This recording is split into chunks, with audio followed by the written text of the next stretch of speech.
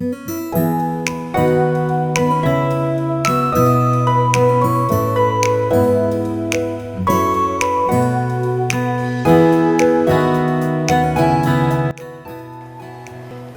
back, everyone. This is Susan Anderson with Susan So Creative, where it's only wrong when it doesn't work. This is part 2 of my series Working with Rope. Today we will be building on the techniques learned from part 1 in creating a rectangular bowl and adding embroidery to my rope project. Let's get started.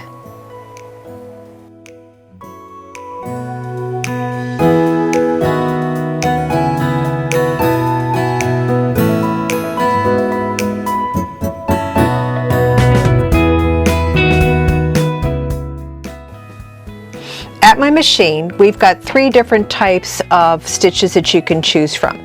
You can use your standard zigzag, you can use a 2-step zigzag, which means it'll stitch once on the left, center, and then once on the right, or you can do a 3-step, which means it'll do once on the left, then 2 in the middle, and once on the right, and it'll keep going back and forth. The more thread you have in your stitch, the stiffer your project will be. So that will determine, or for me anyway, which pattern I want to use. I like using the one that has the 2-step zigzag. I've changed the setting of the pressure on my machine simply to make it easier for me to manipulate the rope under my presser foot as I'm stitching. I want to do a square receptacle. So I'm going to go ahead and just fold 2 layers or 2 pieces of rope side by side, and it can be indeterminate anything. I do at least 3 inches. I'm going to start in the middle, okay, and I'm going to stitch out toward the loop. So I've got the main part of the cord behind me, or behind the presser foot,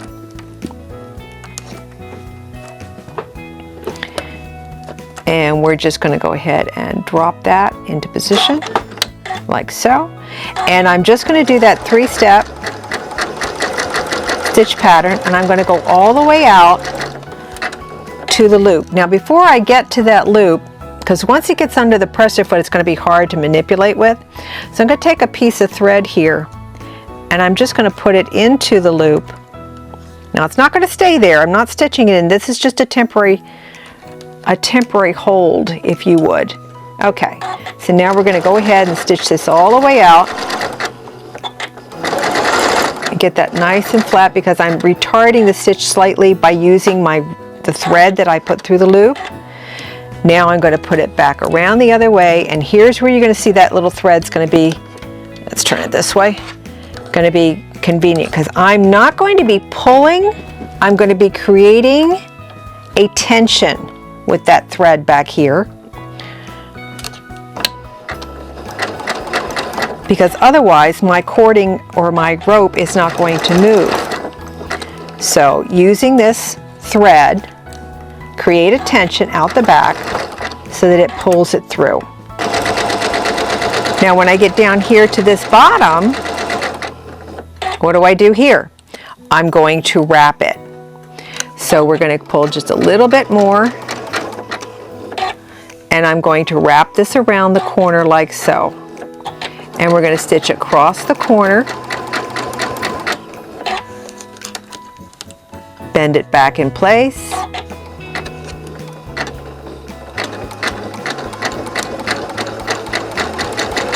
and stitch.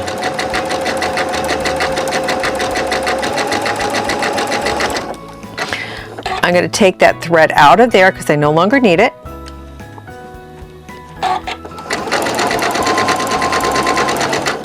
And now, just like on the curve or on a round base,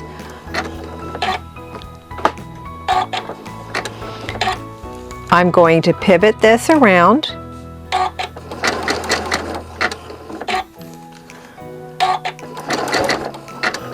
And it's going to take slower at the corner initially.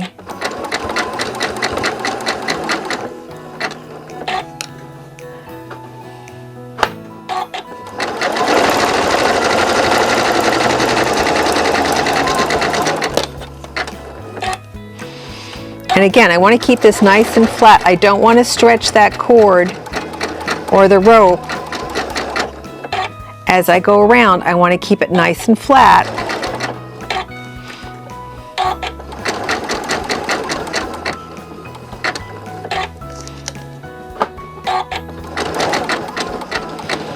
Take your time at the corners.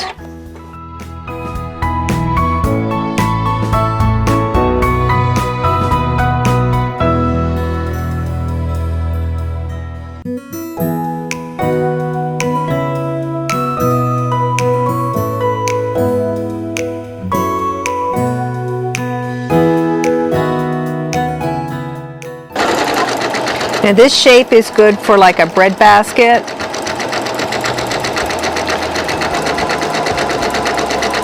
Or cell phone carrier.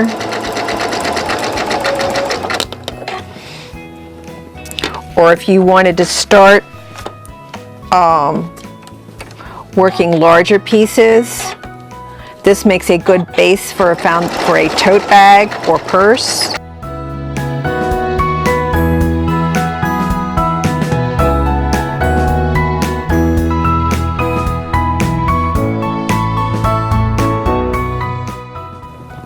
Once you've got your oval the size you want, you can now start building it just like we did with the bowl. And I'm going to give it just a couple of rows around.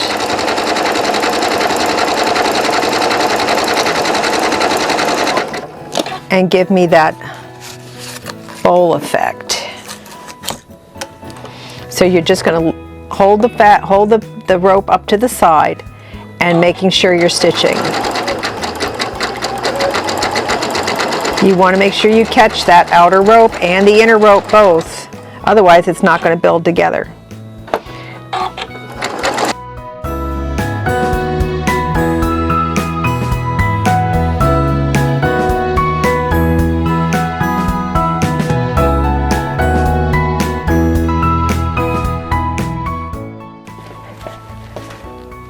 To set up for your embroidery, I'm going to use just my smallest hoop, because I'm just going to do the very bottom of that last little bowl that we did. And I've got a product called Heat Dissolve. And it's clear. You can tell it's not a washout product because if you wet your fingers and it doesn't dissolve, then it's a heat dissolve, okay? You can use a water soluble. And I'm just going to use 2 layers and hoop that into my frame. There we go. Like so. Okay? Now let's take it to the machine. Okay, since it's Valentine's Day, or it's February anyway, I've chosen a little heart to do an embroidery on. Now this is a smaller design. It's an SQ10 hoop, and because I'm putting it on a small project, I want to make sure it's small enough. Now, if I've not changed any of the size. It's 1.9 by 1.7. That's not quite 2 inches. So that's going to work for this small bowl that I'm embroidering. I will go and change everything to one color, however, simply because it's going to be easier for me to work with it that way. I don't want to be changing the colors. You can, but I don't really want to. So after I've gotten my stabilizer into my hoop, I've attached my hoop to my frame, and I've already pre-selected my design. Now I'm going to slide in my bowl right underneath my presser foot. Now I am going to have to hold the outside of this while it travels until it gets attached. It's only going to take a couple of stitches, but it will move around a little bit when you first start. So I am going to slow the speed of my machine down a bit to make it a little easier for me to manipulate the bowl. So we're going to go ahead and press start.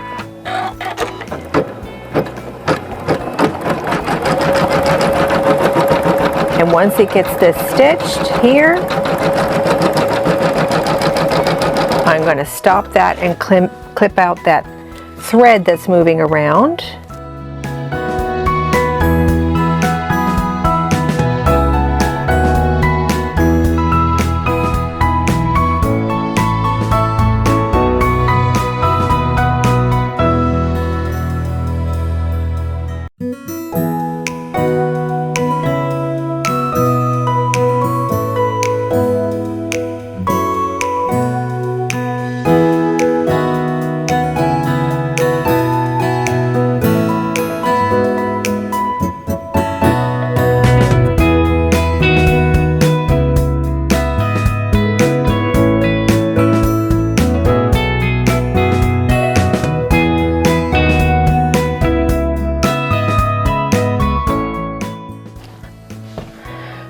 Once it's done, all I have to do is remove it from the machine, and I'm ready to put my candied hearts into my bowl.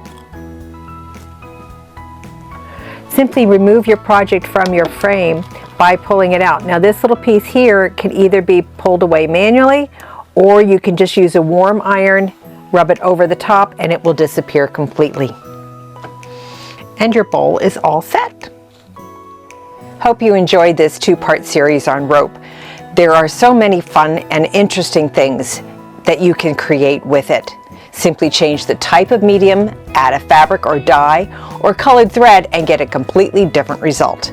Just remember, I'm Susan Anderson, and at Susan So Creative, it's only wrong when it doesn't work. See you next time.